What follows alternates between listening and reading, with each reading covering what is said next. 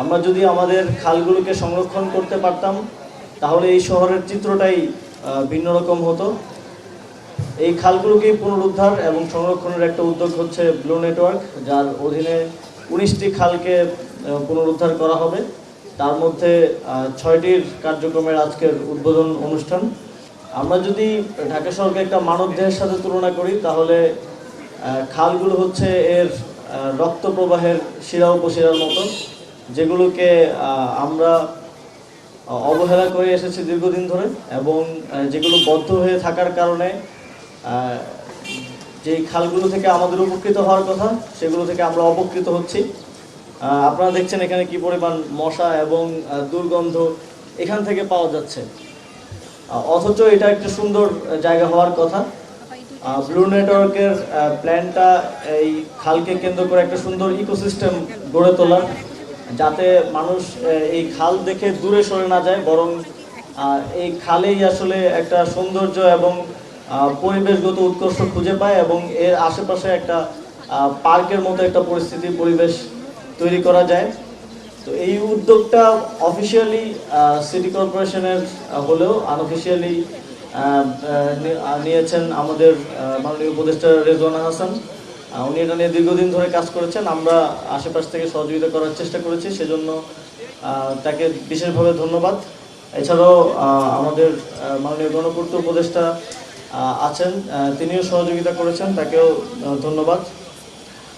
আসলে এই সমস্যাগুলো সিটি কর্পোরেশন কিংবা পানি উন্নয়ন বোর্ড একা একা সমাধান করা খুব টাফ। ইতিপূর্বে আমরা দেখেছি এটা যদি অন্য কোনো সরকারের সময়ে নেওয়া উদ্যোগ হতো তাহলে হয়তো সিটি কর্পোরেশন থেকে পানি উন্নয়ন বোর্ড থেকে রাজুক চিঠি চালাচালি করতে করতেই 2-3 বছর চলে যেত। কিন্তু আমাদের ইন্টিগ্রেটেড কার্যক্রমের ফলে এটা খুব দ্রুত বাস্তবায়নের জন্য আমরা আজকে উদ্বোধন করতে পারছি এবং আশা করি খুব দ্রুত এর কাজ শেষ হবে এবং আপনারা এর সুফলটা দেখতে পাবেন।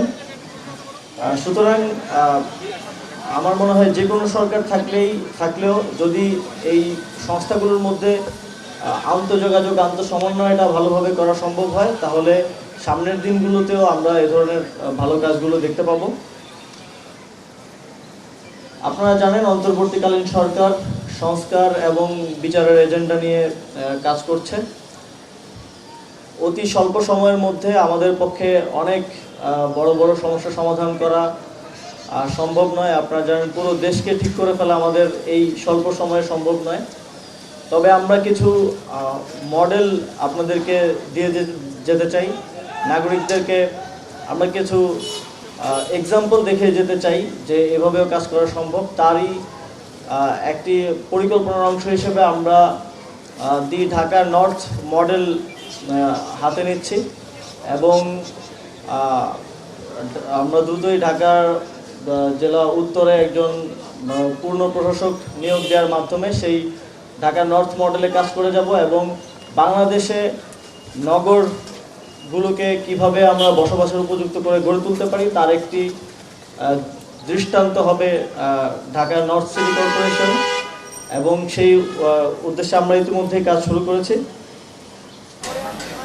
পরিশেষে ঢাকার খালগুলো পুনরুদ্ধার সহ ঢাকার পরিবেশগত উন্নয়নের জন্য আমরা ঢাকাবাসীর সর্বোচ্চ সহযোগিতা কামনা করব এবং এই খালগুলো পুনরুদ্ধার করে নয়, এগুলো পরবর্তীতেও সংরক্ষণ করার মাধ্যমে এই ব্লু নেটওয়ার্ক যেই উদ্যোগটি সেই উদ্যোগটি যেন চলমান থাকে, সেজন্য ঢাকার নগরবাসীর একটা বড় ভূমিকা রাখার সুযোগ আছে।